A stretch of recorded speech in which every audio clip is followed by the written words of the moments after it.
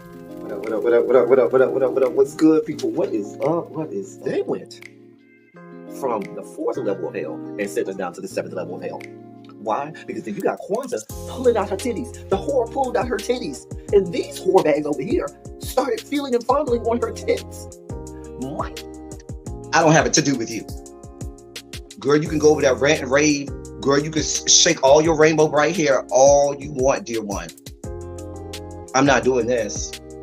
I'm not doing this with you, dear one. I'm not doing this with you, dear one. I don't have nothing to do with you, and I'm done. Baby, you can scream my name from the rooftops from now till Jesus come back. I'm done after this. introduced to Tick's meat. Do you see what I see? Did y'all really hello, casting, wardrobe, y'all let him roll up out of wardrobe with these pants on, giving us all of this, thinking we were not going to see it? We have been waiting with bated breath and anticipating all season long for the slightest glimpse, and y'all just put it out there this episode in all of its magnificent glory. Listen, that young man said, baby, you ate on this first date, you giving up the cooch on the first date, okay? Or you gonna run me my coins. Run me my cooch or run me my coins. Run me my cooch or run me my coins. Run me my cooch or run me my coins. That's our new theme song. That is the new song. Listen, somebody need to put a beat to that. Run me my cooch or run me my coins. Run me my cooch or run me my coins. That's what y'all got going on. Called out Sandcastle. Sand, bitch. Ow.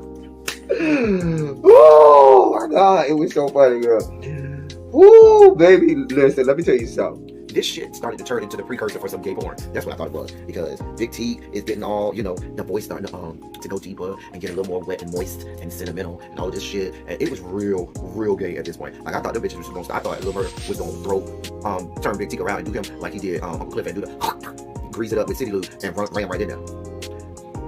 It's not a coincidence that Big T started off the conversation by trying to find out if Lil Bird was fucking Mercedes, which he found out he's not. It's also not a coincidence that he was started talking about prison. Why? Because the bitches was probably fucking in prison.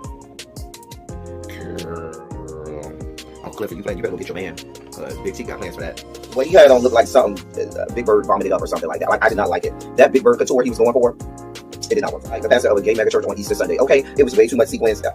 He had on way too much makeup. Baby, his face looked like Iyanla Vanzant's neckline. Okay, just way too much makeup clumped in everywhere on his face. Get it together, sweetheart. Like, you're a big girl, so that gives you a whole lot of canvas. So that was a whole lot of makeup, honey. And Rico looked like he was auditioning to be one of the three kings, or he was auditioning to be the main character on Jesus Christ Superstar. Girl, Wayne, did you have on a blue thong or a blue G-string or something? If you did, I want to see. Can I see? Hit me up in my DMs. I do want to see if you have a blue thong or a blue, jock strap or something like that. I'd love to see it too. Anyway, but I liked it with the turtleneck. Now, Troy.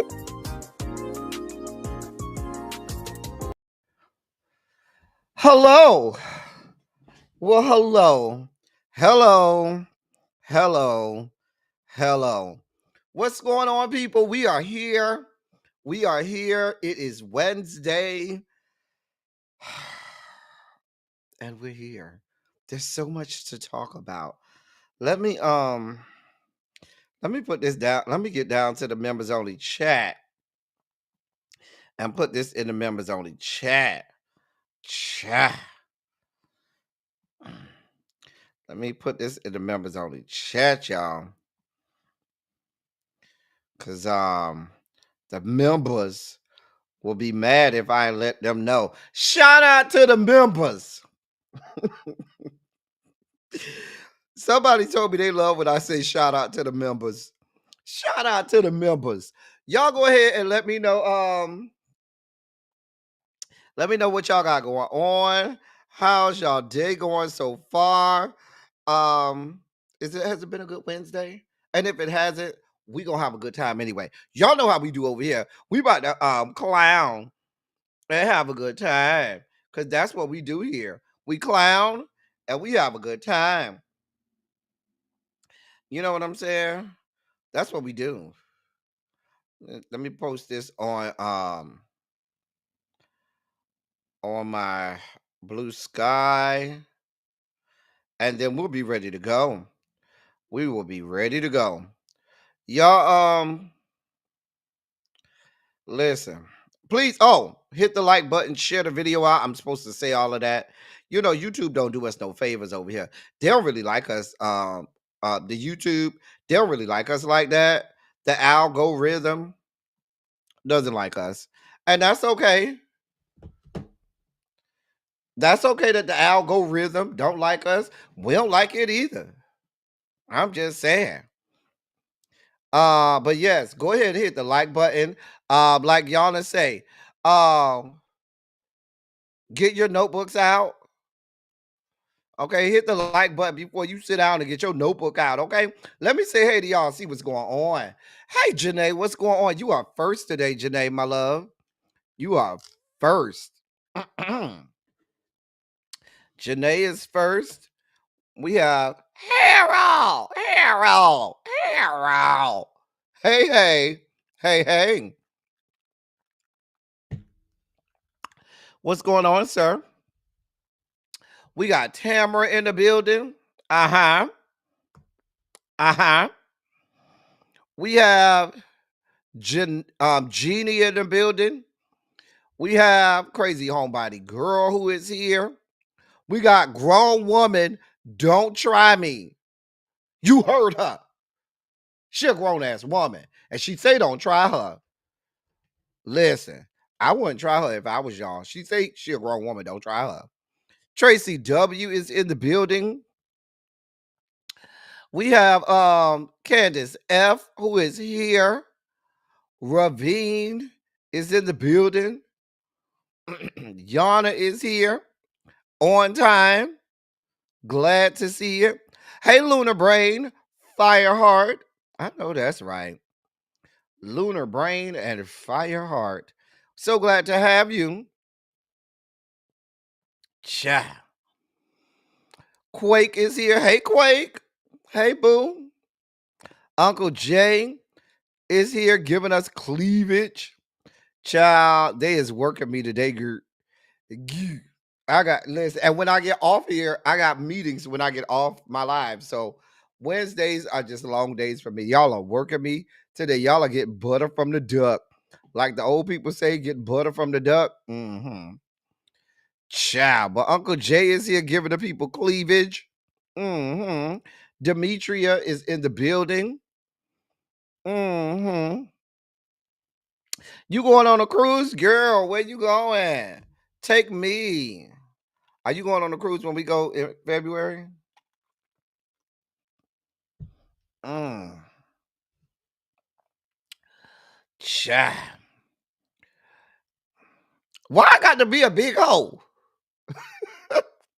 Why I got to be a big hoe when we know, Paul, you just rolling up from underneath somebody's son.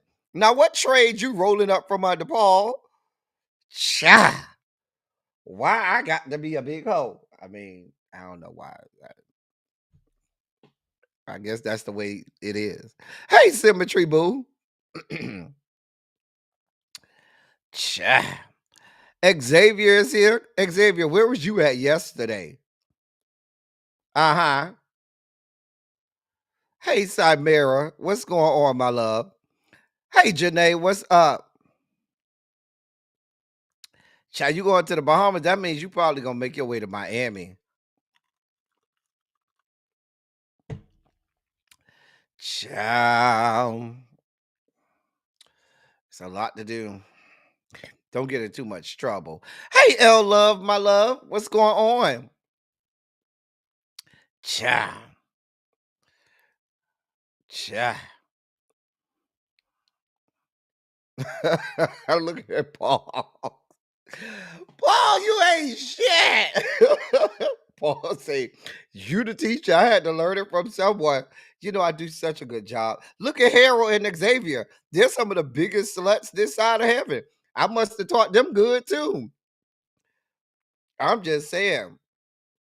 You started medical billing, baby. You better learn all them CPT codes. Uh-huh. Just know all the ones that start with J is injections. You better get them CPT codes down, Xavier. Okay? You better learn them CPT codes. I'm just saying. Hey, Miss Shorty B. Yeah. Anyway, well, we wish you safe travels. Make it on back safely. Okay. We wish you safe travels. Crazy homebody girl. Don't have too much fun. Make sure you go over there and get you some conch salad while you over there in the Bahamas. Go say hello to my family over there. Anyway, let's get this party started. It's time for us to get some knowledge, to learn a little bit. Look at Xavier. Look at him. Look at him. Look at him. Can't even help himself. Look at him. Look at him. Hmm.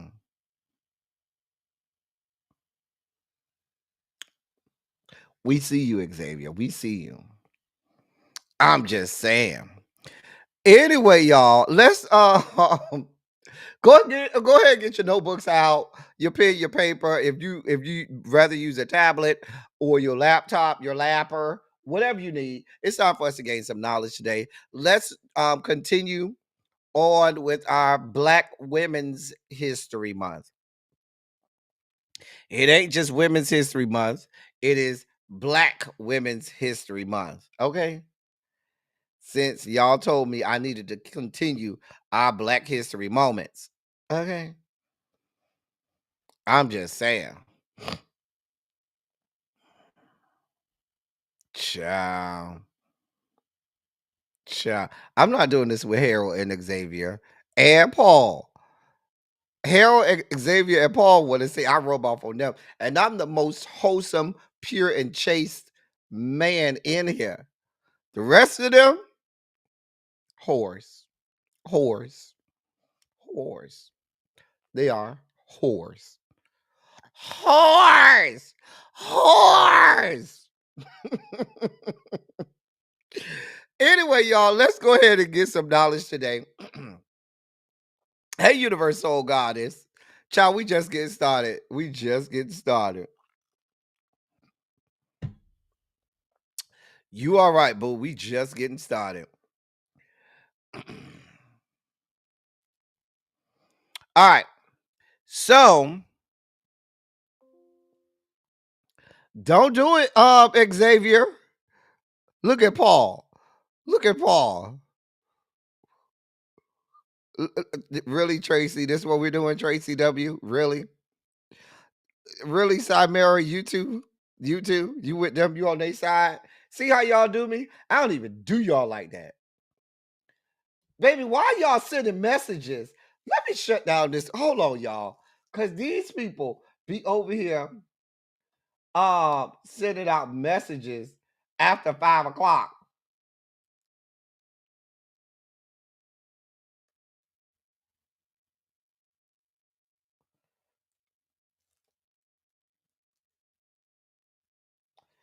Child.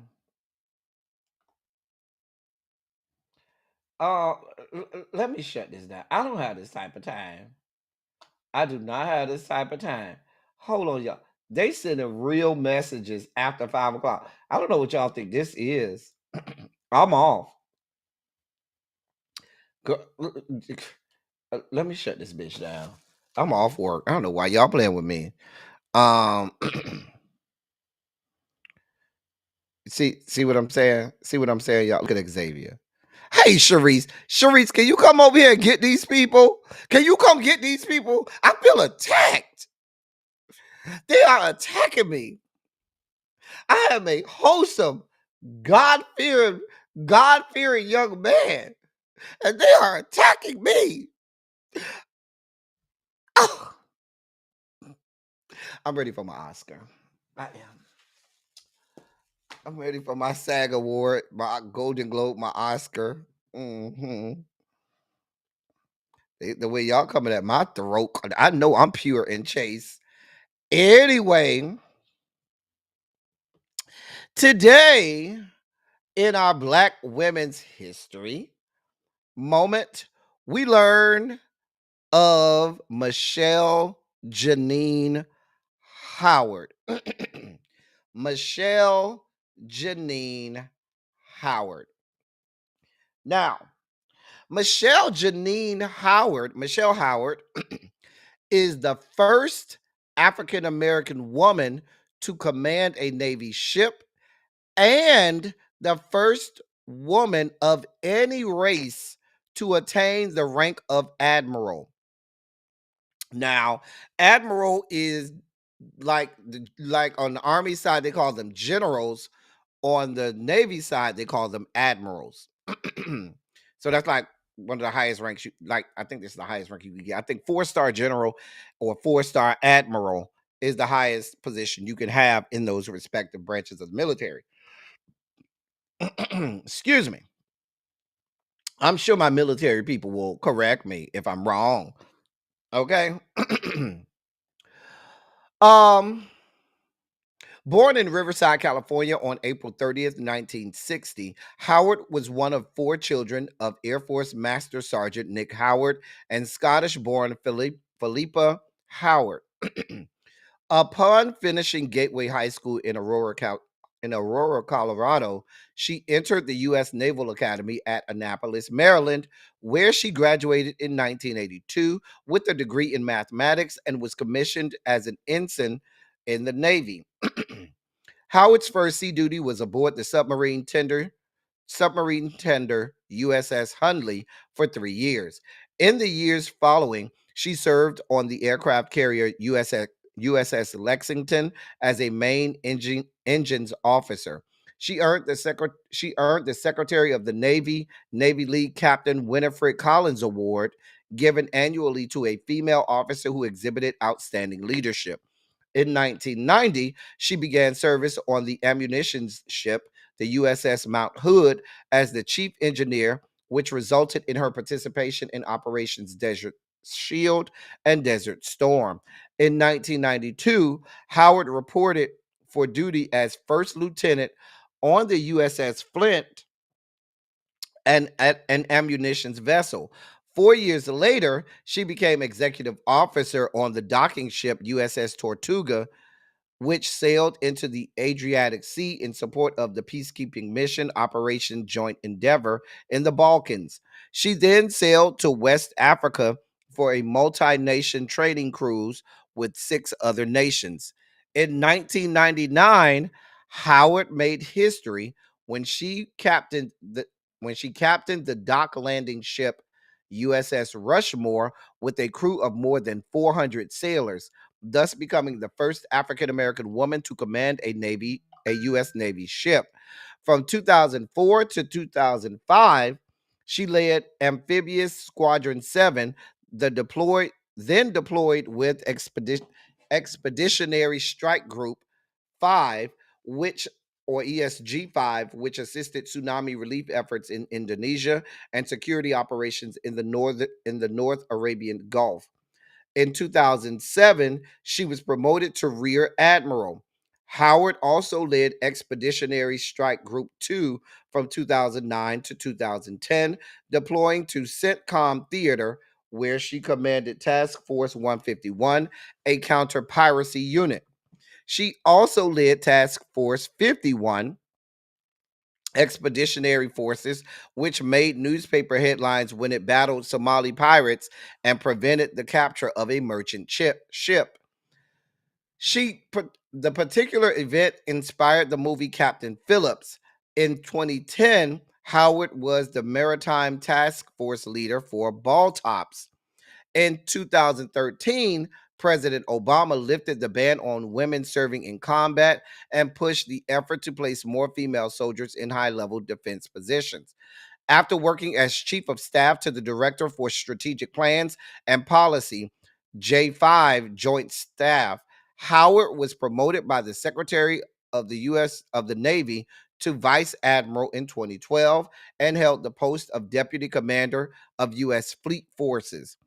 In 2014, she became a full admiral, the first Navy woman ever to reach a 4-star rank. In the same year, she also became the 38th Vice Chief of Naval Operations. Admiral Howard retired in December 2017. Among Howard's recognitions are NAACP Image Awards in 2013, Women of Color STEM Career Achievement Awards in 2008, and the USO Military Woman of the Year in 2011. She is married to retired Marine Captain Wayne cowls. And that's the story of Admiral Michelle Janine Howard. She is our Black Women's History Spotlight. I hope that you learned something. I hope that she inspires you to greatness. Now, let me see who done came in while I was reading that. See. Montrez, what's good, bruh? What is up? Too feisty. How are you? Ciao, Uncle J. I saw it down to the Kojic. He's getting his trial sermon as he's trying to become a minister. Child, I'm not doing this. I'm not doing this. I saw that mess, Uncle J. I'm not doing this with y'all. But hell, if Andrew Caldwell can be on the path to being a licensed ordained minister down to the Kojic, I'm pure and chaste. Here we are. Here the hell we are. Here we are. Hey, Liz Go, what's going on, my love? Here the hell we are. Child. My granddad was Navy and Marines. Hey, Ronald. Anybody else? Anybody here served in the Navy? My brother's in the Navy. Or was in the Navy, I should say. Child. Cure. All right. All right. And with that, ladies and gentlemen, non-binary, gender-conforming members of our audience, I bring to you the great Larry Myers to help us usher in our Sugar Spike segment.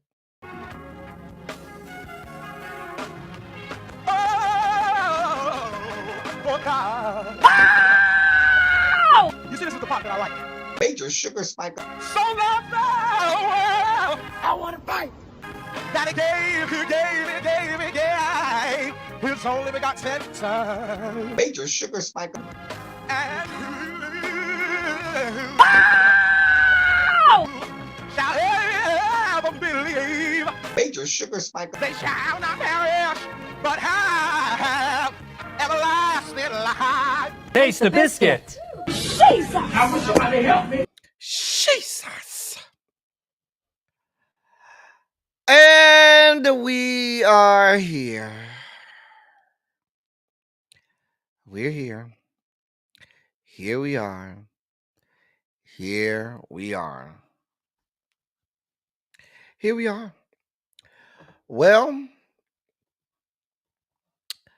I told y'all that this would happen. When we were on Red, Blue, and Black last night, I told y'all that this would happen. So, Senate Democrats are now insisting on voting on a 30-day government funding bill. So they're going to vote for the bill. They said they're going to vote for the funding bill, but they just want, let me just read this for y'all. Senate Democrats say they will not vote for the House passed 6-month government funding package, which would boost defense spending and cut non-defense programs, unless they first get a vote on a 30-day funding stopgap to give bipartisan negotiators more time to reach a deal on the annual appropriations bill. Senate Democratic leader Chuck Schumer announced on the floor that Democratic senators would not vote to advance the House bill, at least not now, and called for the Senate to instead pass a 30-day clean government funding stopgap. Quote, Republicans choose a partisan path, drafting their continuing resolution without any input from congressional Democrats. Because of that, Republicans do not have the votes in the Senate to invoke cloture on the House continuing resolution. Our caucus is unified on a clean April 11th continuing resolution that will keep the government open and give Congress time to negotiate bipartisan legislation that can pass. We should vote on that. I hope our Republican colleagues will join us to avoid a shutdown on Friday. End of quote. And that's what Chuck Schumer said. But there's no indication that Senate Majority Leader John Thune is ready to let Democrats vote for a 30-day government funding stopgap, or whether 13 Republicans will vote for it. So you would need either 7 Democrats to vote for the current spending bill that was sent up from the House, or 13 Republicans to go with the Democrats and vote for the 30-day clean government funding stopgap. All signs point to the fact that the Dems will capitulate. I don't believe them. The Dems will bend the knee to these people. Now, you should know that in the Senate, the House bill basically has no checks and balances on the monies that they give to this administration, and removes other checks and balances on the appropriations of funds to Donald John. So one of the caveats and provisos in the bill is giving more power to Article 2, removing said power from Article 1, meaning more power for the president, less power for Congress. Right side, Mary, y'all need to call y'all senators and let them know y'all don't need to vote on none of it. Don't vote on any of it. Now, you should know House Democrats are upset that the Republicans are even, because I'm sorry, not Republicans, that the Senate Democrats are even considering it. Now, earlier this morning, Senate Democrats were ready to go along with it. They were ready to say, you know what, I guess it's not the right climate to shut down the government. House Dems called them and said, hey, y'all really finna vote on this bill, and they didn't take no input from anybody from the Democratic side. Y'all need not vote on this. So Senate Dems then backpedaled and pussy popped off of that and said, well, now we need a 30-day resolution and not a 6-month one.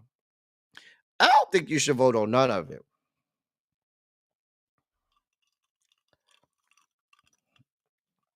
And if you're going to vote on anything, you need to take out all of the stuff that removes power, that contains language giving more powers to the executive branch, removing powers from the legislative branch.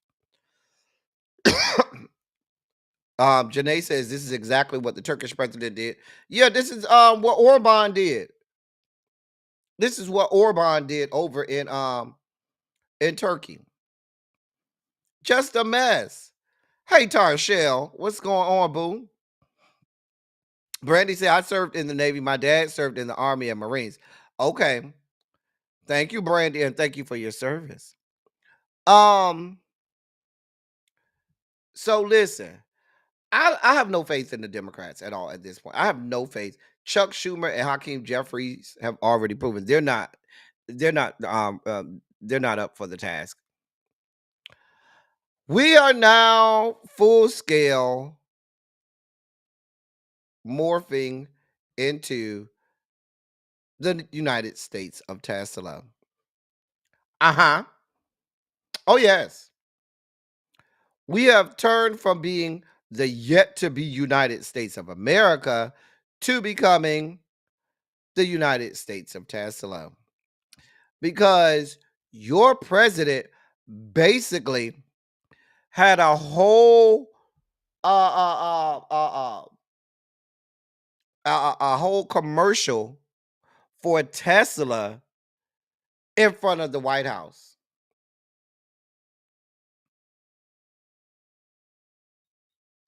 That's what he did. Announcing that he was going to buy a Tesla. Now, I got a question. I have a real question for you. I got a question, President Donald John. You and your MAGA nuts out there ran on the fact that you were here for the auto industry. You were here to help, more manufacturing jobs, specifically within the auto industry. And yet you're out here promoting one private company, one auto company, which is Tesla. What about the American companies like Ford and Chrysler and what's the other ones I meant? All of the Buicks and all of that. You think they're gonna have any problem with this? You think? Do you also perhaps believe, ladies and gentlemen, that this is not some violation of law for a sitting U.S. president to be basically advertising one private company simply because you may have stock in it? And by you advertising for that company, you now help promote that one company. I'm not even getting to the fact that you told us that the CEO of said company is a government employee. Now, there's an emoluments clause for government employees, specifically within the executive branch, where you should not be promoting your own businesses using the American government as a backdrop. Because that goes against capitalism, doesn't it?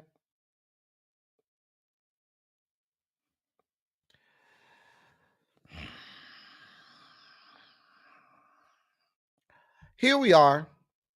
Here we are. Here the fuck we are. Here we are. Hey, tacos and tequila. This is the United States of Tesla, okay?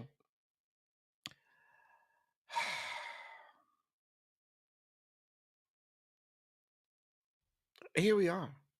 Let me read this real quick. President Trump weighed in on recent vandalization and attacks against Tesla showrooms, charging stations, and vehicles across the U.S. in recent weeks. The president said he may designate those responsible as domestic terrorists.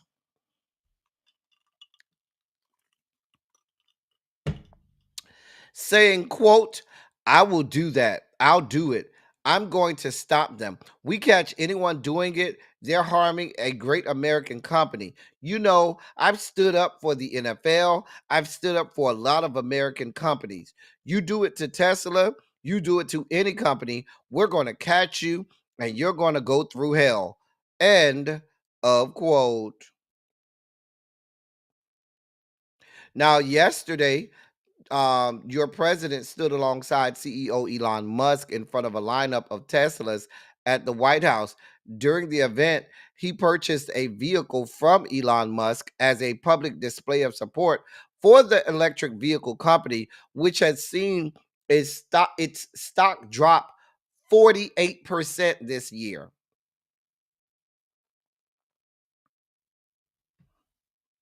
Nobody sees any conflict of interest there. Nobody sees a problem with this.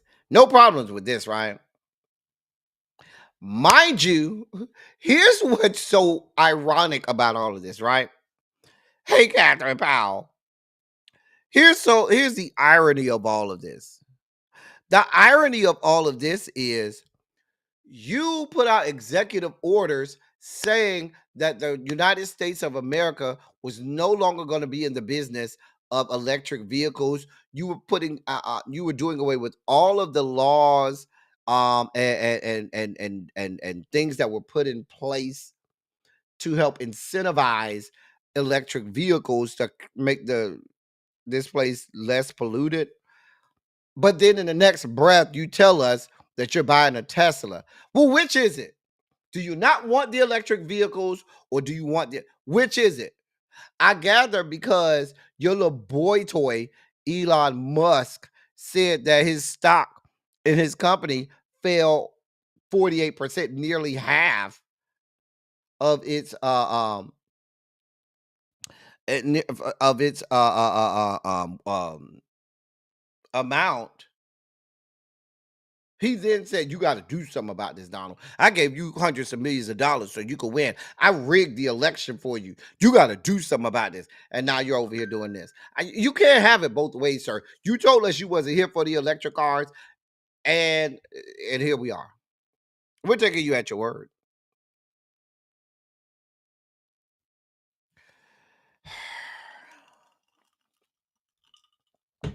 The CEO of Tesla is your president. We have commercials happening on the White House lawn. And now, if you boycott or speak ill or protest against Tesla, you will now be deemed a domestic terrorist.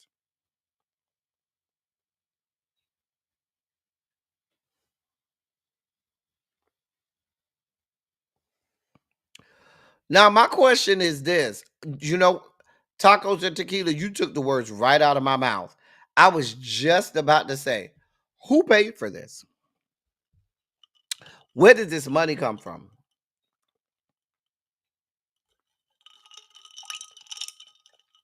Because I shudder to think that he spent his own money.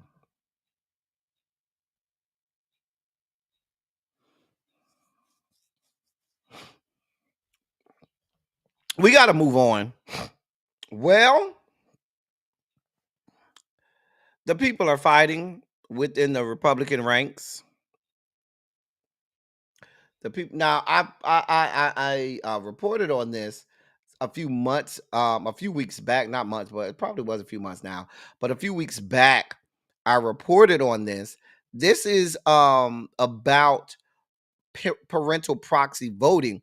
The fact that they were saying that if you are a mother or a new mother and you are a member of Congress, they were not going to allow you to proxy vote because you needed to be there. Damn your kids. Damn the fact that you're trying to, that you just had a child and raising a family. You need to be your ass there. Damn your proxies.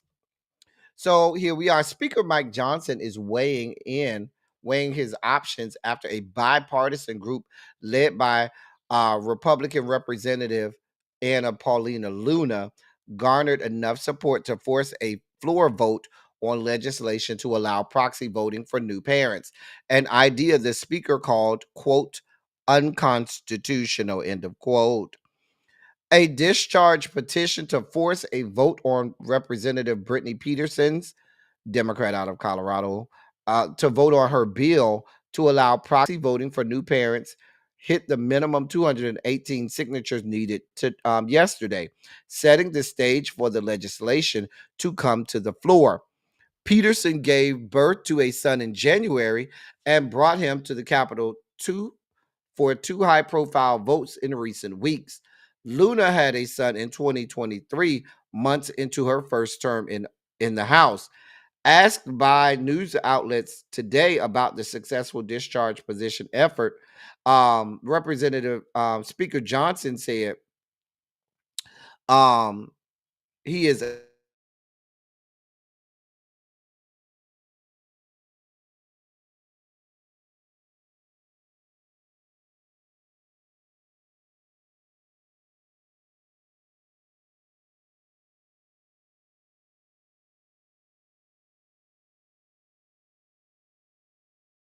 I filed a brief into the United that proxy voting is clearly unconstitutional.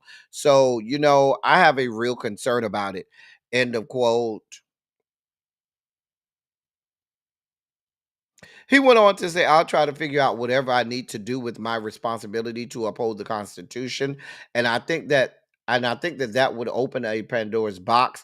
And ultimately, there'll be different categories of people who demand it, and we'll all be proxy voting again, and no one will be here. So I think it's a real problem. End of quote.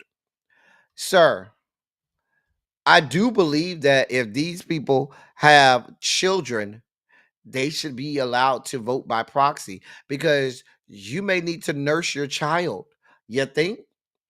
Basically, this is an attack on women saying, oh, if you're going to be a member of Congress, you're not allowed to have a child. You're not allowed to vote by proxy. What if this woman gets pregnant and has complications and has to maybe be bedridden? Because there are women who end up being bedridden in the later stages of their pregnancies where they can't leave the bed. So now you're telling them that they can't vote by proxy? Representative Luna, you do know that your party, because you're Republican, Representative Luna, you know your party doesn't give a damn about you or any women.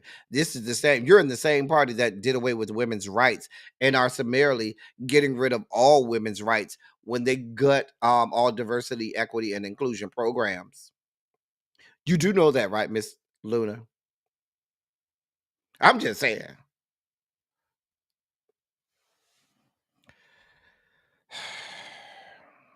We are, Chimera.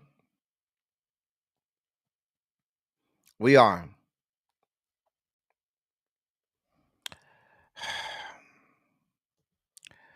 In more news, because at this point, at this point, you want the American people to suffer. You want the American people to suffer. This is what you want. You want suffering. That's the point now. So listen to this. The U.S. Department of Housing and Urban Development, that's HUD, rejected Hurricane Helene repair efforts in Asheville, North Carolina, because the city's proposed recovery plan features a diversity, equity, and inclusion program that conflicts with President Trump's January executive order. Quote, HUD looks forward to helping thousands of North Carolinians rebuild after Hurricane Helene by directing funding assistance to impacted businesses, nonprofit organizations, and neighborhoods. However, Asheville's draft action plan incorporated DEI criteria to prioritize some impacted residents over others, which is unacceptable. After HUD informed Asheville that its plan was unsatisfactory and it would not be approved, the city assured us that it was updating its draft action plan to be compliant. End of quote.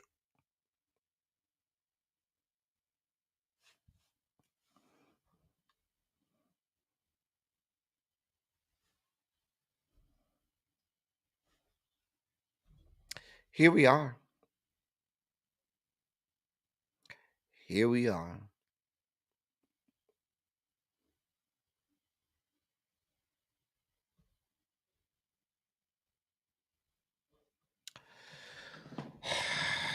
Mind you, some people that voted to confirm this man would call him the DEI hire.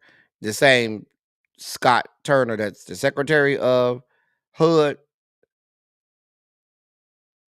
is would be considered a DEI hire.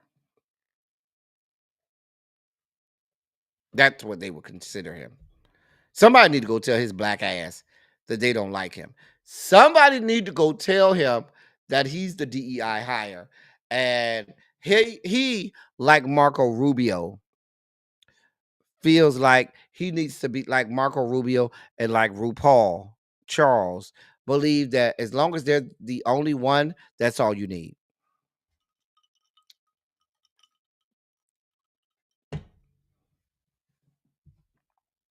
I got mine. I don't give a shit about the rest of y'all.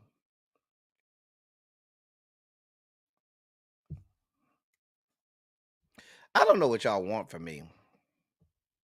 I just read the stories.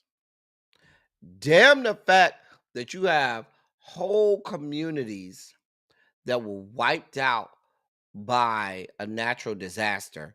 Oh, y'all got DEI over there? You won't be getting any money from the federal government.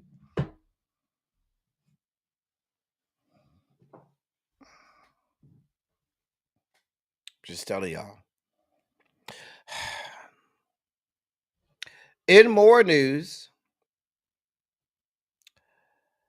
Canada and the EU have swiftly retaliated against Donald John and his steel and aluminum tariffs.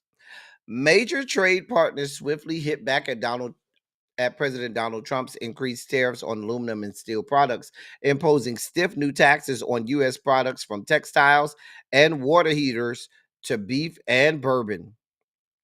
Canada, the largest supplier of steel and aluminum to the United States, said Wednesday it will place 25% reciprocal tariffs on steel products and also raise taxes on a host of items: tools, computers and servers, display monitors, sports equipment, and cast iron products.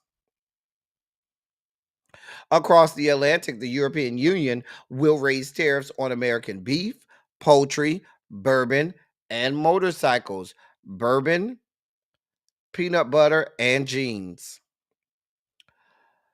Combined, the new tariffs will cost companies billions of dollars and further escalate the uncertainty of two of the world's major trade partnerships.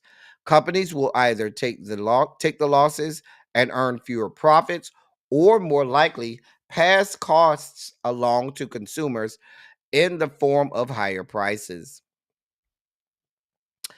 According to European Commission President Ursula von der Leyen, she said prices will go up in Europe and in the United States, and jobs are at stake.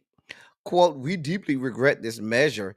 Tariffs are taxes. They are bad for business and even worse for consumers," end of quote, she said. The EU duties aim for the EU duties aim for pressure points in the U.S. while minimizing additional damage to Europe. EU officials have made clear that the tariffs, which are taxes on imports, are aimed at products made in Republican-held states such as beef and poultry from Kansas and Nebraska, and wood products from Alabama and Georgia. The tariffs will also hit blue states such as Illinois, the number one U.S. producer of soybean, which are also on the list. Alcohol and spirits producers have become collateral damage in the dispute over steel and aluminum. The EU move, quote, "is deeply disappointing and will severely undercut the successful efforts to rebuild U.S. Spirits exports in EU countries," end of quotes. And that's according to Chris Swanger, head of the Distilled Spirits Council. The EU is a major destination for U.S. whiskey, which exports surging 60% in the past 3 years after an earlier set of tariffs was suspended. This is bad for everybody. Your president is not only making shit worse for us here, this is globally. Now you have an idiot in power that's affecting global markets.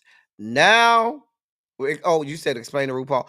RuPaul, when asked why his whole production team is all white, and how does that speak to diversity, his answer was, "I'm black, and that's all the diversity you need." That's what he said when he was asked why he's the only black person or person of color in his whole production team. He said, "I'm on the team, and that's all the diversity you need." That's what he said.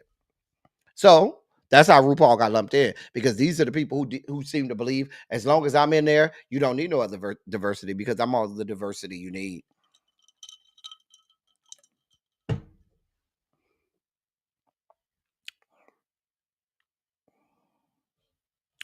Anyway, in more news,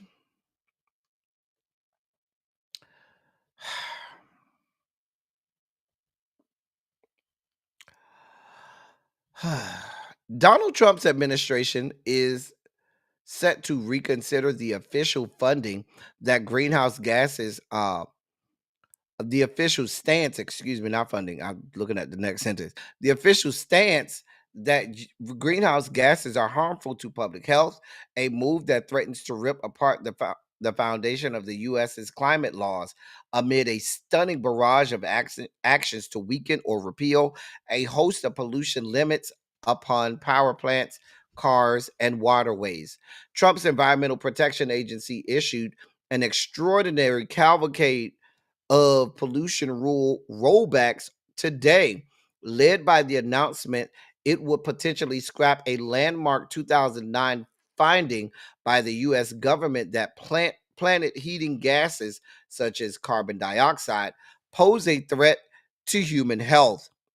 So they want to get rid of science and research that says things like carbon dioxide pose a threat to human health.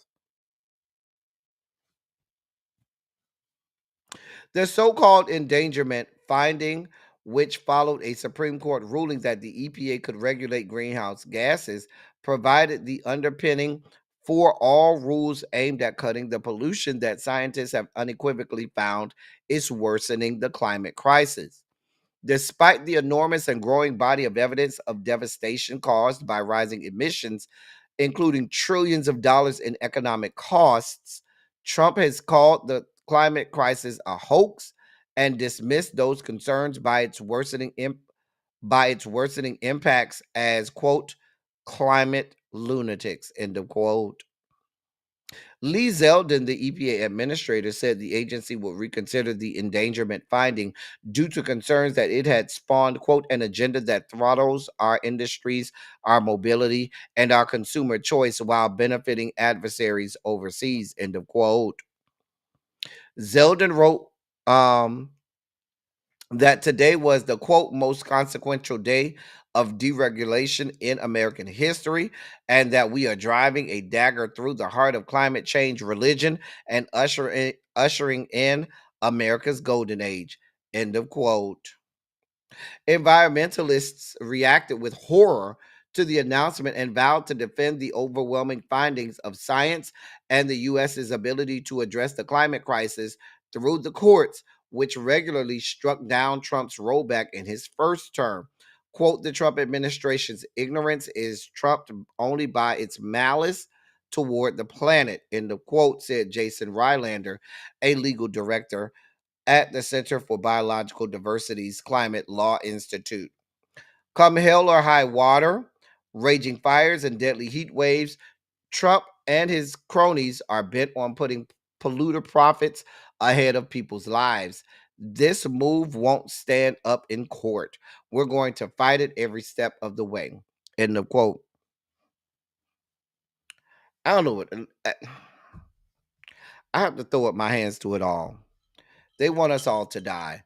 And Donald John knows that he's a hop, skip, and a jump away from death anyway. So when the rest of us are suffering, when he's rotting and becomes fertilizer, the rest of us will still be here suffering because of the consequences of his administration.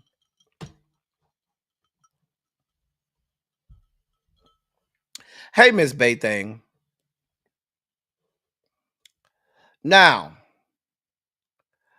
I am not covering that ridiculous stuff that people are talking about with trying to pardon Derek Chauvin, because I know that means nothing, because Derek Chauvin being pardoned is not going to get him out of jail. So I'm not going to even cover that. What I am covering is the fact that the city of Minneapolis has agreed to pay $600,000 to resolve a lawsuit filed by a woman who claimed that in January of 2020, just 4 months after the killing of George Floyd, former officer Derek, just 4 months after the killing of George Floyd, former officer Derek Chauvin pulled her from her minivan and forced her to the ground with his knee.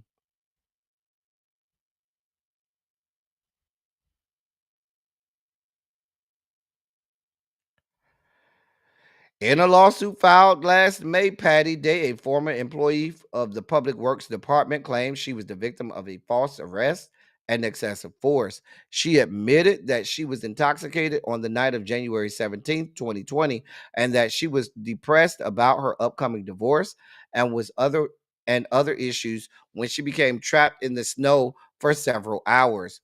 Eventually, Chauvin and Officer Ellen Jensen, his partner that evening, showed up on the scene. According to the lawsuit, the officers, quote, violently yanked, end of quote, her out of her car and flung her to the ground. This caused injuries. According to the complaint, quote, Chauvin then assumed his signature pose, pressing his knee into the subdued and handcuffed Patty's back, just as he would later do to snuff the life out of George Floyd, and remaining that way well after Patty was controlled. End of quote. And that's according to the complaint. After a court declared that the cops had no probable cause to arrest her and suppress the blood alcohol test evidence, the drunken driving allegation was eventually withdrawn.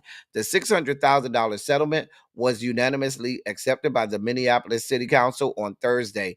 Latricia Vital, a council member, informed her peers that Mrs. Day would receive $175,000 and her lawyers would receive $425,000. God damn. How does the lawyers get more than she does? Well, I guess.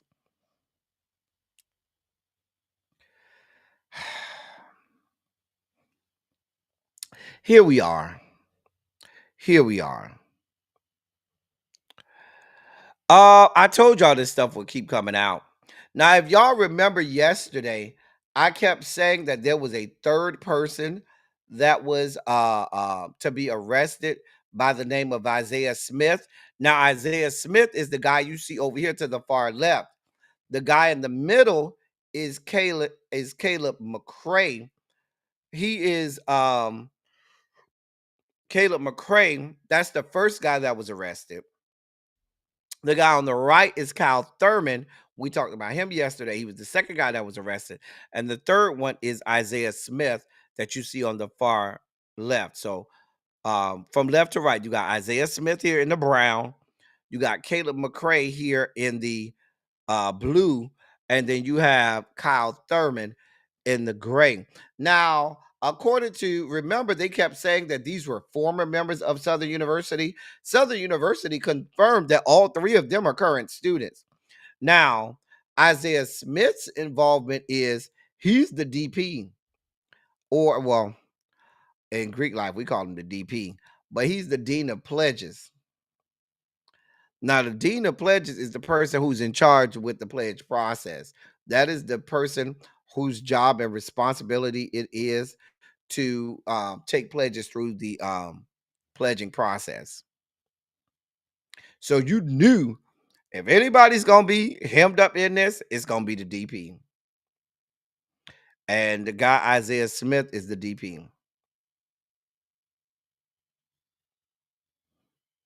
Now, according to an affidavit, Wilson and 8 other pledges were lined up in a warehouse and punched in the chest 4 times with boxing gloves by at least 3 individuals.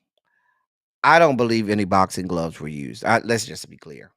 Let's wait for autopsy, the autopsy to come out. I do not believe boxing gloves were used in this situation.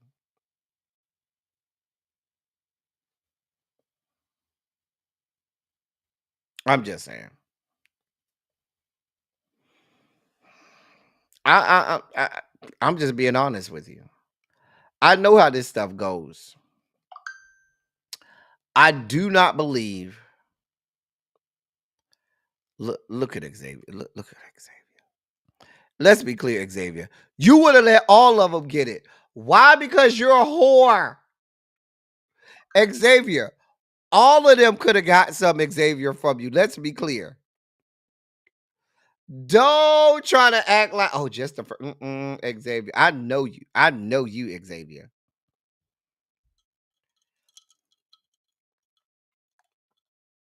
Y'all, I just don't believe that boxing gloves are used. I know how hazing goes. Boxing gloves, really?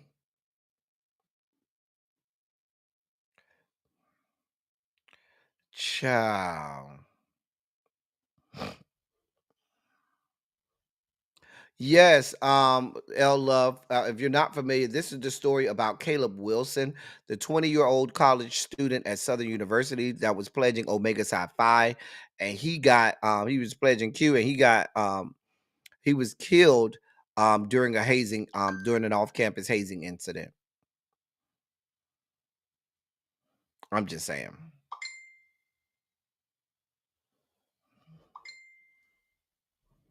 The one in brown? Child. Xavier, you got your chance.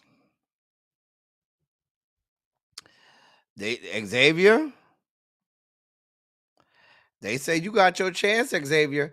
They say Isaiah Smith is one of the girls. I'm just saying.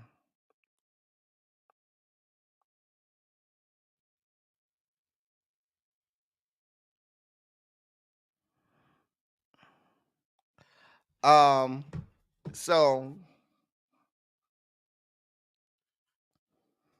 I, I don't know. What I do know is he in jail, so you won't be getting to him no time soon. I- Anyway, let's move out of the sugar spike moment. We doing good on time, y'all. Look at me. I'm so proud of myself. Normally, I don't get out of the sugar spike moments until 6:30. We still got a little bit of time, so I don't have to rush. Okay. Ooh, child. Anyway, so we may even have, hold on, y'all. Let me hold on for a moment, y'all. Let me see something. I want to see. Hold on. If I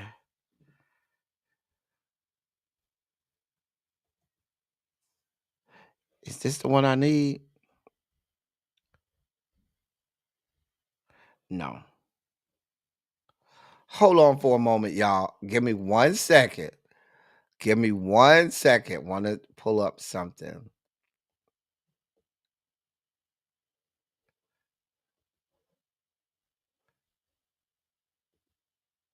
Okay. Okay. Uh-huh. Uh-huh. Uh-huh. Okay. Got it. All right, good. All right, got what I need. Just wanted to pull up something for y'all. So I can be ready. Great. Beautiful. Um, all right. Put that back up. And we're ready to go. So in our next story, you should know that we got an issue down to the Girl Scout land. So I saw this story and I was like, oh no, I love my Girl Scout cookies. So a new lawsuit is alleging that the Girl Scout cookies contain unsafe levels of metals and pesticides. A New York woman has filed a $5 million class action lawsuit against Girl Scouts of the USA, alleging that their popular cookies are contaminated with dangerous heavy metals and pesticides. Amy Mayo, the plaintiff, filed the complaint on March 10th, targeting the Girl Scouts and their cookie manufacturers, Ferrero and ABC Bakers. The lawsuit claims that the cookies contain hazardous levels of heavy metals such as aluminum, arsenic, cadmium, lead, and mercury, as well as pesticides like glyphosate. According to the lawsuit, quote, extensive testing, end of quote, conducted in 2024 found that 100% of the tested cookies contained at least four of the five heavy metals listed.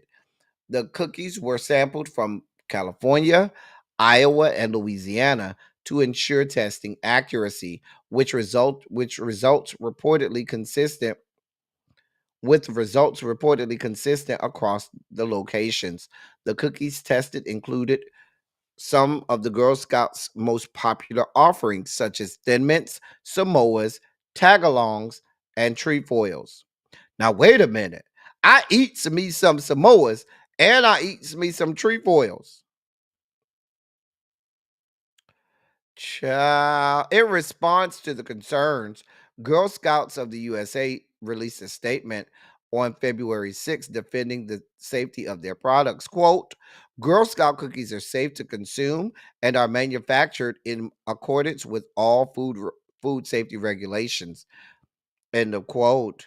And that's according to a statement from the organization. The statement also noted that trace amounts of heavy metals can occur naturally in soil and that glyphosate residues can be found in many agricultural products. Quote, these metals are not added to our Girl Scout cookies, end of quote. The controversy gained traction on TikTok earlier this year, with some users falsely claiming the cookies had been recalled by the FDA. However, Forbes clarified that no recall had been issued, and the study's comparisons were based on EPA water safety standards, not FDA food standards. Forbes further explained that, quote, the FDA and USDA both allow residues of pesticides and metals in foods at levels deemed non-harmful. End of quote. Based on current regulations, the cookies are not considered a health risk.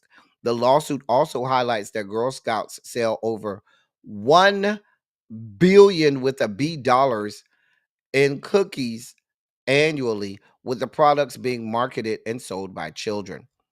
So, this is all smoke and mirrors. The tests that they gave the cookies were based on water standards, not on food standards. Which and the standards for water are very different than the standards for food. Because I was wondering, like, if it's just that um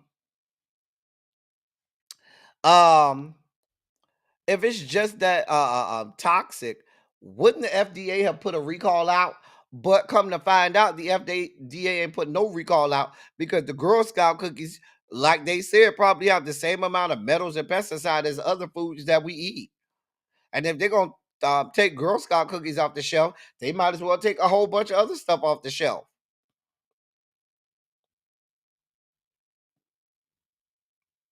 I'm just saying. I ain't never had the French toast cookies. Catherine Powell, how they taste? I ain't never had. I don't know if they sell them. Now I like the trefoils, the Samoas, but my favorite are the new gluten-free toffee tastic. Those are my new favorite ones. Them ones right there, the toffee tastic. Every year I buy about 10. I buy about 10 boxes. I be like, yeah, go ahead and run me about 10 boxes.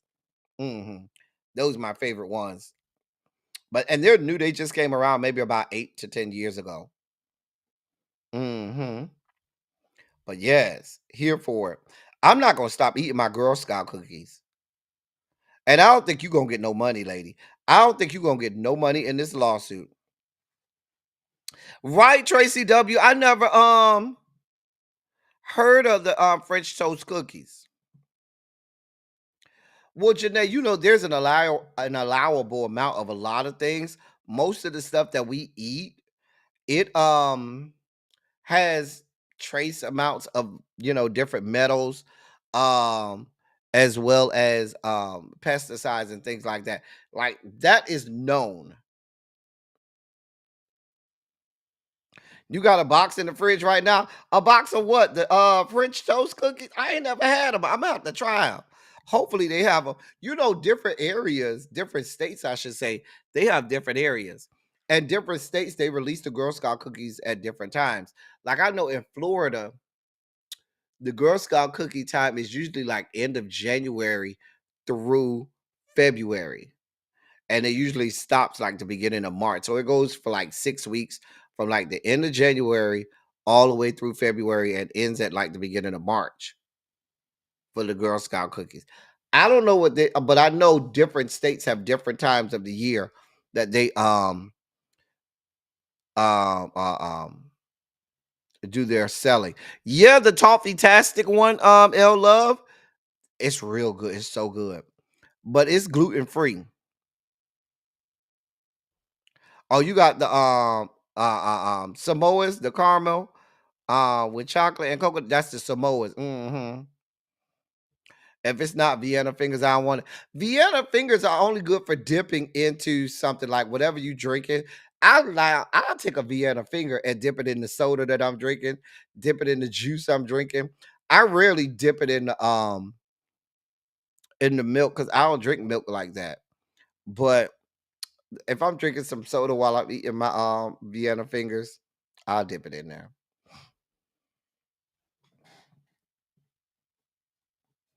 Not, not ever since they fucked up the Treat Boys recipe. It still tastes the same to me, little baby. Caramel Delights is what we call them here in North Carolina, but they are called Samoa is in other places. Okay, I didn't know they had different names in other places. Okay, so everybody doesn't call them Samoas. Oh, okay. You learned something new. I did not know that. I was never a Girl Scout, so I don't know. I'm just saying. You are crazy, Xavier. Nobody eats warm cereal. I did finish it, Aquarius Goddess. I did. I did. Anyway, Le'Veon Bell. Do I have the video? Hold on. I thought I had the video. Hold on. I thought I had the video. I better have this good video. Hold on. Hold on now.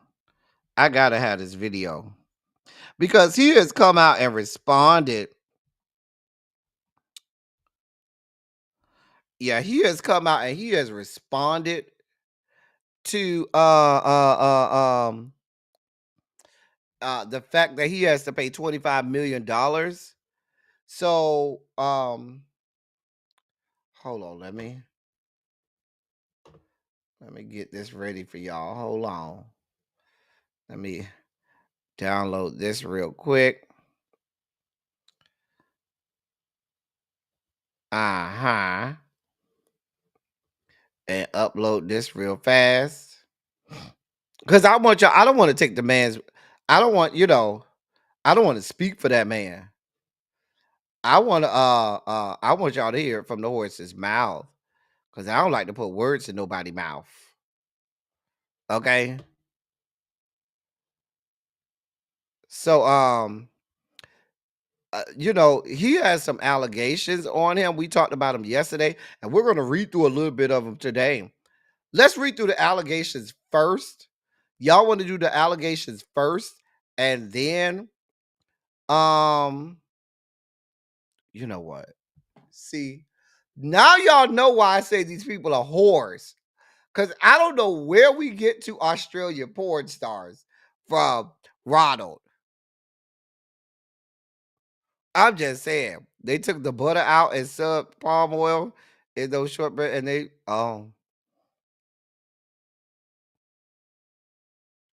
nobody's warming their milk before they eat cereal. That's nasty. Nobody's putting warm milk in their cereal.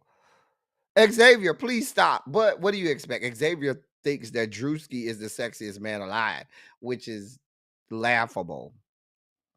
It is a disaster. It's a recipe for disaster. That's just begging your bowels to release the Kraken. Lord. Let me pull up this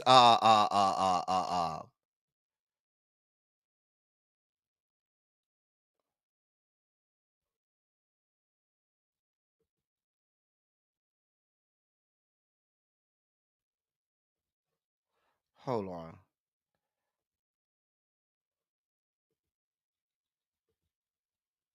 All right, here we go. So let me pull up these allegations.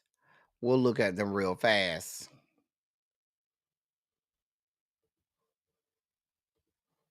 So this was filed by Jada Bell, the cousin of Le'Veon Bell. Facts common to all counts. Let's just start right there. At present and at all times, here I don't need to know who y'all are. We know who y'all are. Well, let me just read it just in case it says something I need to know. And let me make it a little bit bigger so y'all can see it. All right, here we go. At present and at all times, relevant here too, plaintiff was a citizen of Franklin County, Ohio. At present, Le'Veon Bell is a resident of Franklin County, Ohio. At present and at all times, relevant here too, Levante Bell was a resident of Franklin County, Ohio. Le'Veon and Levante Bell are biological brothers. Plaintiff is the biological cousin of both Le'Veon and Levante Bell. In Ohio, marriage between cousins is considered incestual. Le'Veon reached the age of majority on February 18th, 2010. Date of birth, February 18th, 1992. Levante Bell reached age of majority January 20th, 2013. Date of birth, January 20th, 1995. Plaintiff did not reach the age of majority until January 26th, 2018. Date of birth, January 22nd, 2000. But wouldn't you reach it at 26 of 2000? I'm just saying, whatever. I ain't write this. Plaintiff did not reach the age of consent until January 22nd, 2016. What does that mean? Your birthday is January 22nd and not January 26th? I'm just trying to find out. Plaintiff did not reach the age of 13 until January 22nd, 2013. It is unlawful in Ohio to have sexual contact with another, not the spouse of the offender, when the other is less than 13 years of age. Sexual intercourse between persons of close biological relation is commonly termed incest.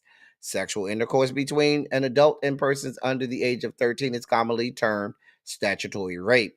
Both defendants engaged in ongoing incestual relations with the plaintiff beginning when plaintiff was just 6 to 7 years old. These incestual relations continued through at least 2017. Le'Veon continuously engaged in these encounters throughout plaintiff's minority, including during his frequent returns to Central Ohio during his college years and beyond. Levante continuously engaged in these encounters throughout plaintiff's minority. Le'Veon often used slang terms to instruct the minor child as to which incestual acts he wished for her to perform upon him. For instance, he termed oral sex fire. Levante would, oh, I'm sorry, I was supposed to say trigger warning. I'm sorry. Hold on. I'm sorry. Trigger warning. Trigger warning. I'm sorry. I was supposed to say trigger warning. Trigger warning. I just want to put that out there. Trigger warning.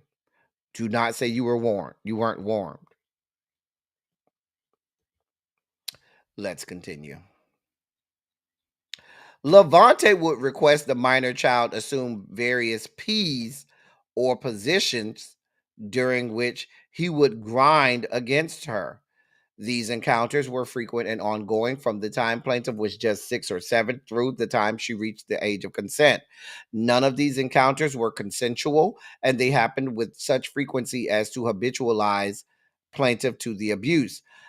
Defendant's age disparity of physical size, familial relations, access to plaintiff's home, and grooming of the plaintiff were used to force the plaintiff to engage in these incestual acts without her consent. Plaintiff has suffered extreme and ongoing mental anguish and distress as a result of the incestual sexual relations forced upon her by the defendants. The mental injuries inflicted upon her as a result of defendants' actions have had immense negative effects on her interpersonal relationships and day-to-day life. All of the incestual relations between Levante and Jada occurred in Franklin County, Ohio. The vast majority of incestual relations between Le'Veon and plaintiff occurred in Franklin County, Ohio. Plaintiff incorporates all other paragraphs as if fully restated herein. Defendants' incestual acts against plaintiff are defendants after defendants had reached the age of majority and plaintiff was not yet 13 constitute criminal offense of RC, and those are the numbers. Just want to make sure that yeah, and then we have a declaratory judgment. Yeah, and The plaintiff seeks an award of monetary damages in an amount in excess of $25,000. I thought it was $25 million. Well, which is it? So that's the I just wanted to make sure y'all knew what we were talking about. Just wanted to make sure y'all knew what we were talking about with regard to this situation. So now we can see Le'Veon's response to this. Let me put this back up. We can see Le'Veon's response to these allegations. Here's the video. Chat, I love the fact that I stream now. I love it. Because when bullshit comes out, I can address it right away. Breaking news! Jada Bell is my cousin, y'all. It's my cousin. As soon as Steelers started running back Le'Veon Bell, her cousin, yep, as you say, alleged he raped her for a decade, starting at 6. A jury awarded her $25 million after Le'Veon didn't respond in court. I don't even know which one what part I should attack first. Let's just start from the top. When she's suing me, her cousin suing me, and my cousin suing me. Now the not responding in court thing, for one, chat, let me be 100%, 1,000% honest with y'all. But I just found out this was brewing up maybe about 2 days ago. Somebody, it was like TMZ or one of these report outlets, they had hit me up on Twitter. It was like, no. Somebody from TMZ hit my phone. They texted my phone. I don't even know how they got my number, but it was TMZ, they got my number. Lady, we need to talk to you about a story that's brewing, we want to get your side of it. The first text, I ignored. I'm like, what the fuck you talking about? I don't even know what the hell you talking about. Ignore. Then like a day later, it was like, hey, we releasing the story tomorrow. Even though they didn't release the story tomorrow, but we're releasing the story tomorrow. Do you have a lawyer or attorney that we can talk to?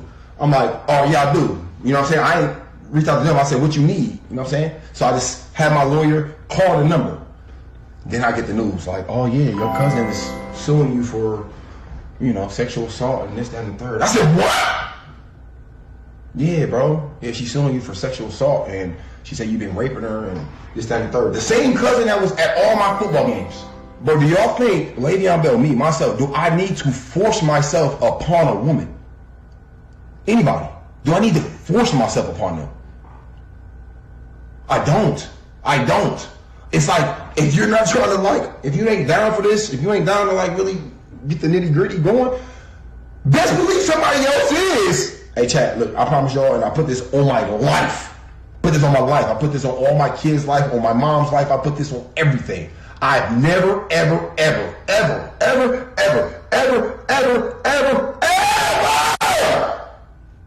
pushed myself on a girl when she ain't want that shit.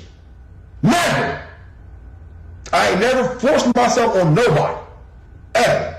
I got my pick of the litter. I'm not even trying to say that to flex, bro. It's just real. That's just real life. So I have to force myself and let alone my cousin. Bro, stop this shit. Stop this shit. Stop it, bro. Stop it. Stop this shit right now. Stop it, bro. Stop it.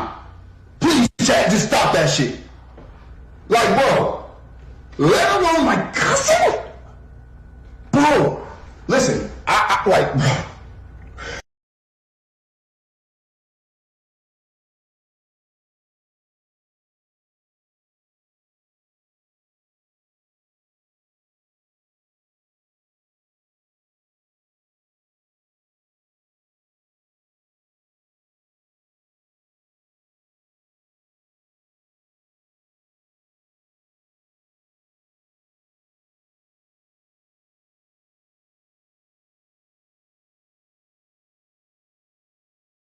I'm sorry. I didn't know I was muted. Listen, we don't believe you, sir. We do not believe you.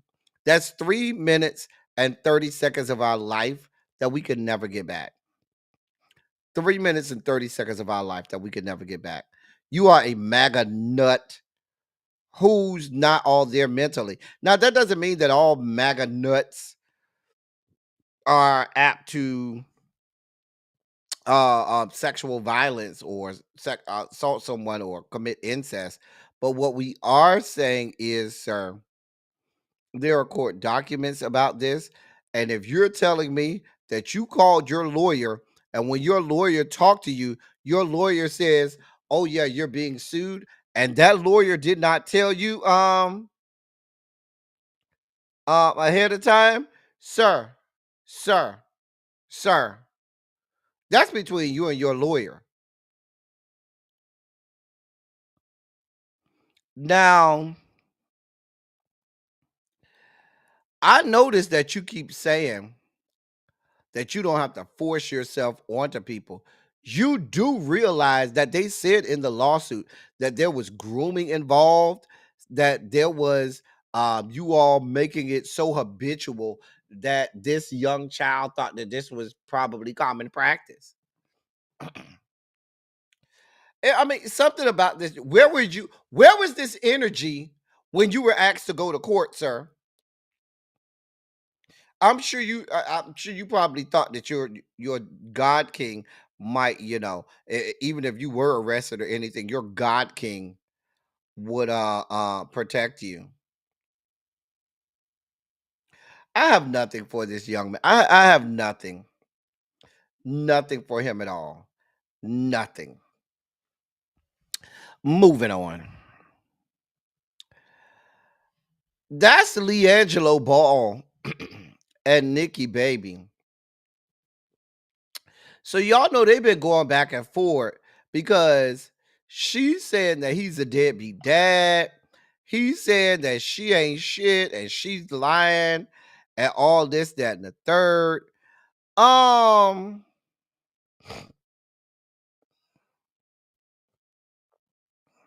You know, what happened was the Shade Room put a story out.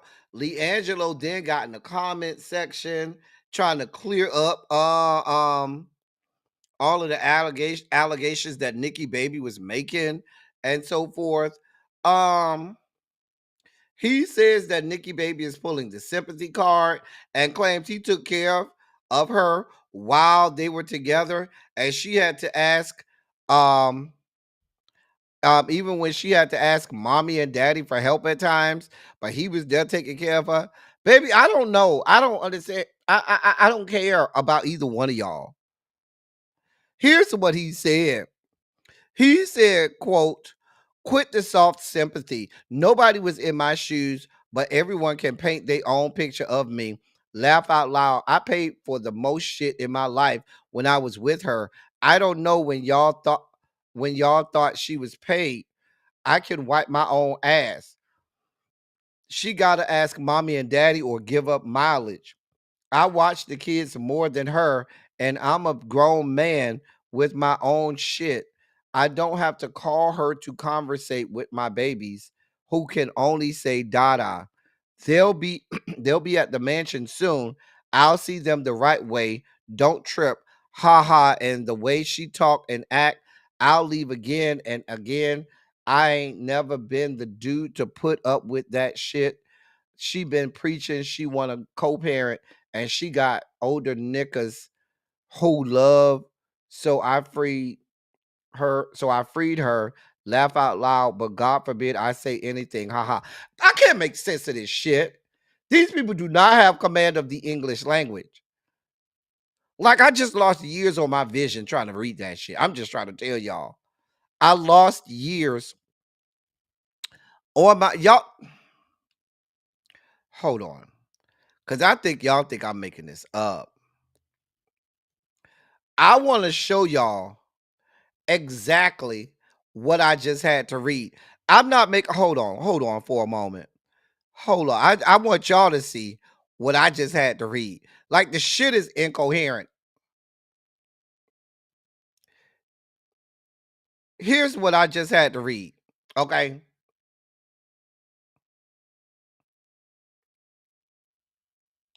I want y'all to try to make sense of that shit. Y'all tell me if y'all can make sense of that shit. This shit is fucking incoherent. Like, I'm over here struggling, doing the best I can, losing years on my vision, trying to read and understand that mess. Just a mess. Just a damn mess.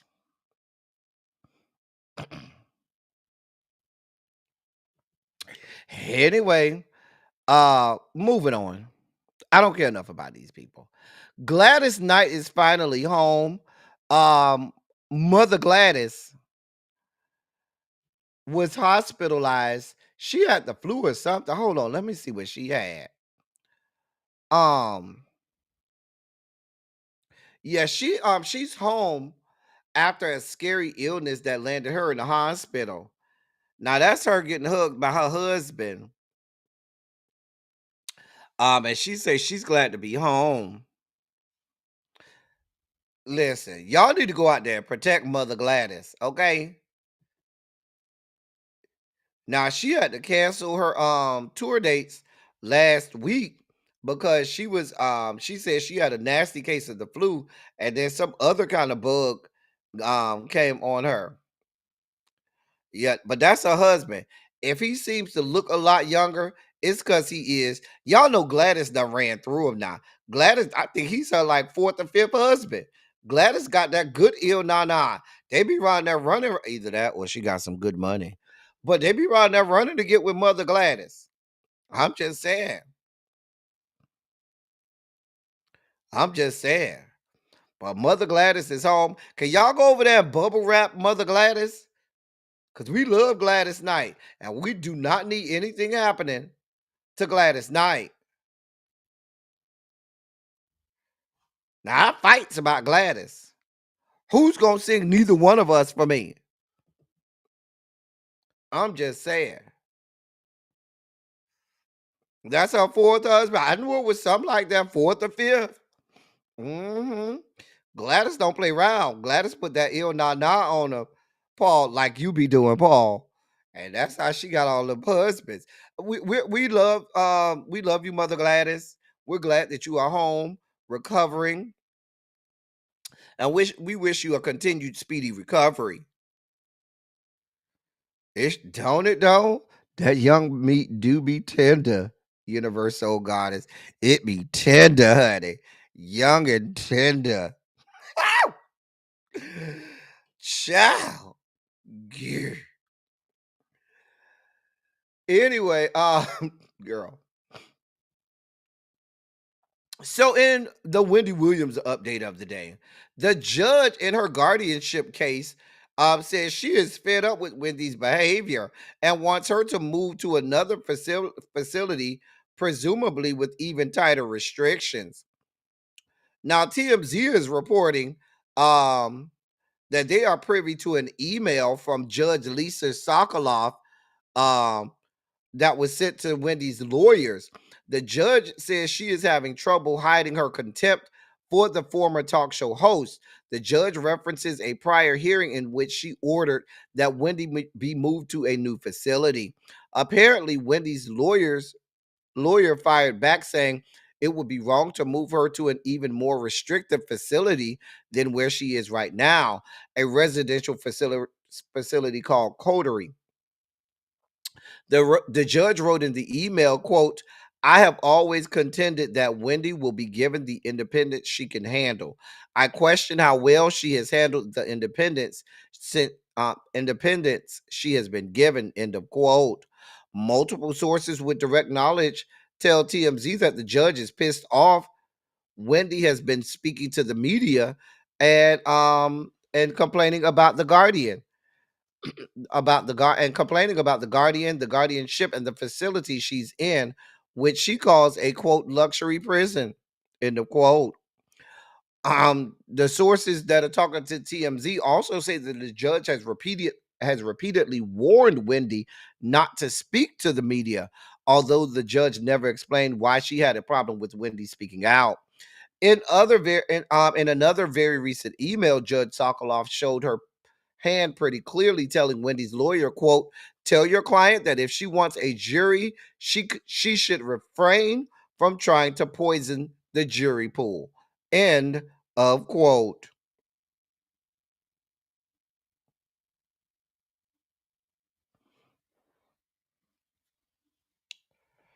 Listen, Wendy, and all y'all people speaking out for Wendy, that sounds good. But Wendy, you are, the judge is the one that you got to go and sit in front of. If the lady said, "I don't want you in front of the cameras and talking to the media," then you need not do that. Wendy, listen, I know the people want you free, but listen, we're living in Trump's America. I don't know who this judge lady is. I don't know where she come from. I don't know her how she leans ideologically, but baby, she's acting like she wants to put you in a more strict in a stricter facility. Baby, you need to lay low and be quiet. Y'all listen, y'all. If y'all like Wendy, now I don't like the woman like that. Wendy is vile, has been vile, and I do not like her. But if y'all see it for her, y'all need to go tell her to sit down and shut the fuck up. I don't know what to tell y'all. Y'all need to go advise her correctly. Otherwise, she gonna be locked up for a while. I ain't got nothing to do with it. Go with God.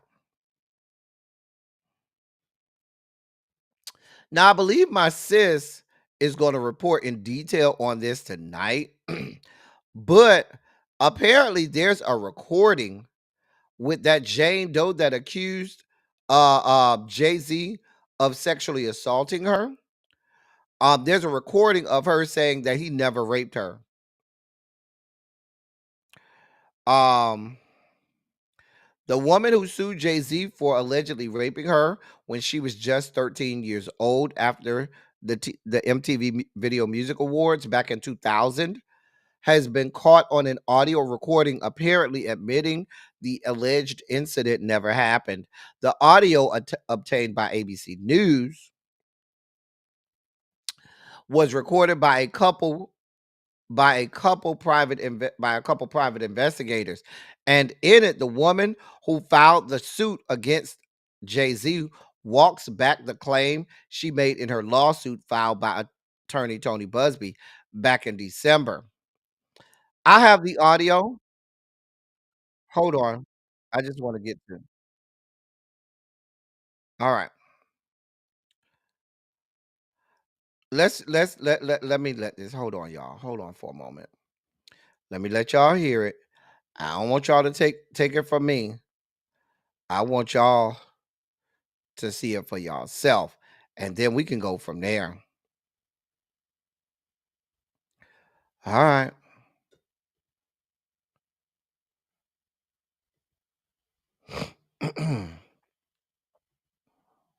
That Jay-Z did not assault. Here we go. This morning, the woman who said she was 13 when Sean Jay-Z Carter and Sean Diddy Combs sexually assaulted her after the 2000 MTV Video Music Awards is heard talking to private investigators about her claim and agreeing that Jay-Z did not assault her. But Jay-Z you're saying he was definitely there? But he had no part in it, or he was just... He was there.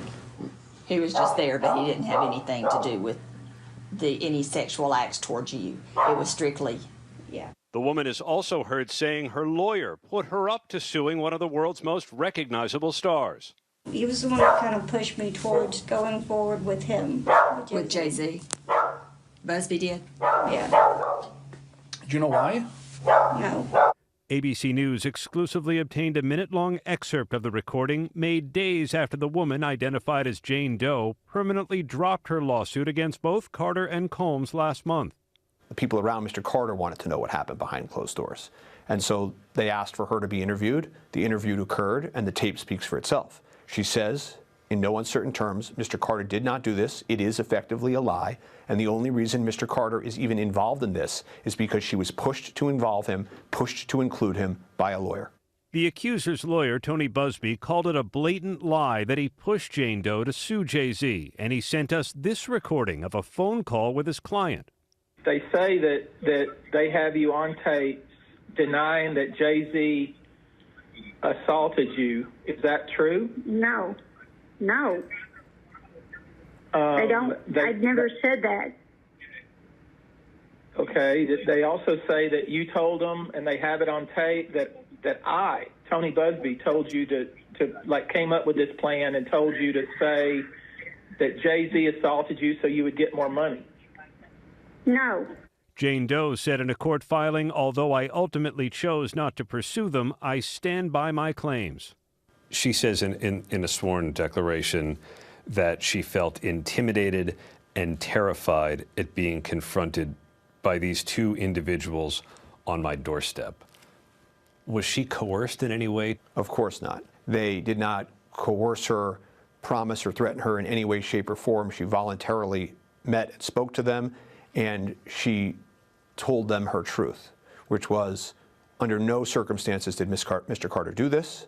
And number two, the only reason he's even involved in this is she was pushed to introduce him by a lawyer. Does your client know Jane Doe? No. Ever met her? No, Mr. Carter doesn't know Jane Doe, never met Jane Doe. There's no truth to any of this. One of the world's best-selling artists with more than 140 million albums sold, Jay-Z is also husband to Beyonce and a father of 3. Like we from Lagos, man, Samusa,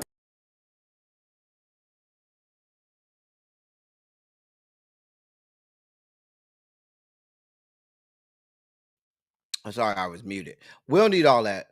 Y'all trying to play music and get me copyrights, strikes, and stuff. I'm not playing with y'all. I'm not playing with y'all.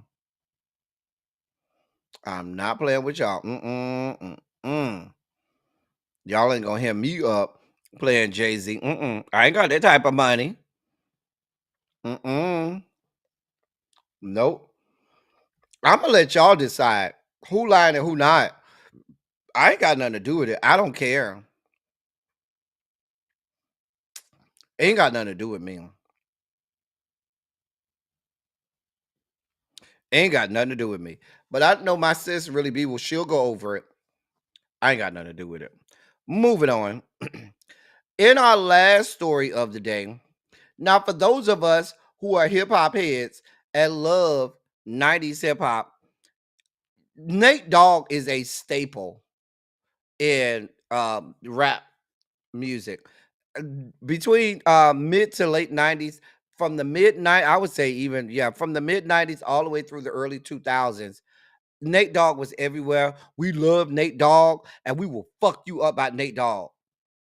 So Nate Dogg's widow, because he died some years ago. He died, he been died maybe about 15 years now. How long? I think Nate Dogg died maybe like 2010 or 2011. Somewhere around there. I remember it was somewhere around there. Anyway, well, his oldest son has asked the court to dismiss the recent legal motion filed by by Nate Dogg's widow, Latoya Calvin. His son made it clear that he and Miss Calvin do not see eye to eye when it comes to selling Nate Dogg's music rights. A recent report by the estate administrator, Alex Borden, indicated that all debts had been settled and the estate was ready finally for distribution. However, Ms. Calvin, the widow, sought to delay the process, proposing that the beneficiaries agree on a unified approach to managing Nate Dogg's valuable music catalog, which she claims could be worth over $4 million. She suggested appointing music manager Brian Shafton to oversee the rights. While the current administrator expressed no objection to stepping aside if all heirs agreed, the son opposed any further delays. His attorney noted that Nate Dogg's music rights have generated income since he passed away and argued that continuing probate oversight is unnecessary. Basically, they're fighting. They're fighting over this man money. Now last year it was reported that Miss Calvin and Nate Dogg's children would evenly split a $2.7 million payout from his estate. But in terms of his music rights, they haven't figured that out yet. Y'all just got it last year. The man been dead. How long he been dead? Since March 15th, 2011. This Saturday makes the this Saturday makes the 14th year he's been dead. Girl, and y'all just got that money last year? Girl. Warren G is still fine. He sure is. He sure is. Listen.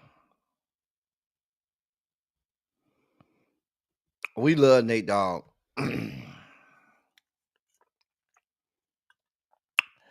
Mount Regulators is one of the greatest rap songs ever. Sorry.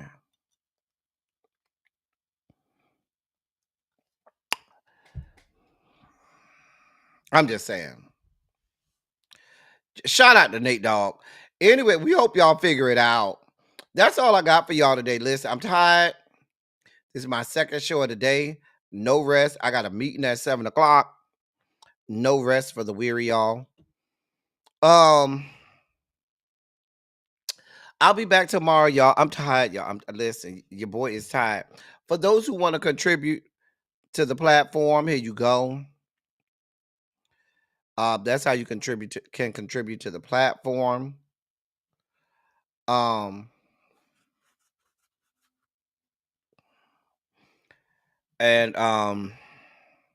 I'm tired. But yeah, it's a labor of love. Y'all know I love coming here every day to give y'all what's going on, give you the news of the day. But I'm about to go get something to eat real fast. I got about 7-8 minutes to eat before I have this meeting at 7 o'clock. So as I always say, I love y'all. I love on y'all. Thank you all for being vocal, present, and active. Thank you for doing what you do. Thank you for any and all contributions that you make to the channel. They are much obliged. They're much appreciated. I am gonna go get something to eat. I'll be back tomorrow. Did y'all enjoy yourselves today? I hope you did. I hope that you did. Anyway, yeah, I'm gonna get some rest, Tracy, after my meeting though. Anyway, I'll be back tomorrow. Until then, thank y'all for coming. Y'all drive safely. I'm out. Love y'all. Catch y'all in the members only chat.